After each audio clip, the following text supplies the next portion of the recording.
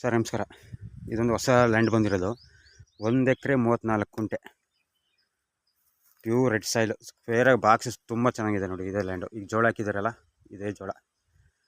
View ನೋಡಿ ತುಂಬ ಚೆನ್ನಾಗಿದೆ. ಇದು ಒಂಚೆನ್ ರೋಡು, ನಕಾಸೆ ರೋಡು, ನಾಲೆ ರೋಡು. ರೋಡ್ ಮತ್ತು ತುಂಬ ಅಗಲಾಗಿದೆ, ಏನು ಸಮಸ್ಯೆ ಇಲ್ಲ ಸರ್. ರೋಡಿಂದ ನಿಮಗೆ ಒಂದು 500 ರಿಂದ 600 ಮೀಟ್ರ್ ಒಳಗಡೆ ಬರಬೇಕು. ಒಂಚೆನ್ ರೋಡ್ ಇದೆ.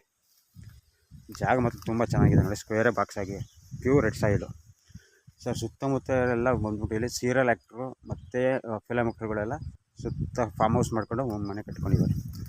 ಸುತ್ತ ನೋಡಿ ಇಲ್ಲಿ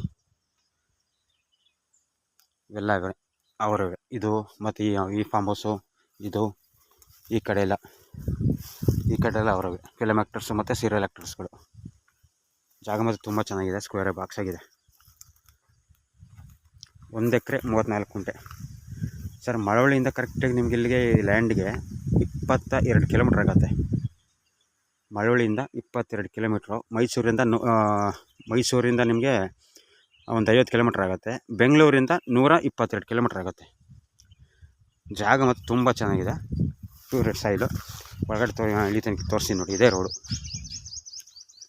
ಸೊ ನಿಮಗೆ ರೋಡ್ ಸ್ಪೇಸಿಂಗ್ ಬಂದ್ಬಿಟ್ಟು ನಿಮಗೆ ಒಂದು 200 ರಿಂದ 250 ಅಡಿ ಸಿಗುತ್ತೆ ನಿಮಗೆ ರೋಡ್ ಸ್ಪೇಸಿಂಗ್ಗೆ. ತುಂಬ ಚೆನ್ನಾಗಿದೆ ಜಾಗ ಮಾತ್ರ, ಪ್ಯೂರ್ ರೆಡ್ ಸಾಯಿಲು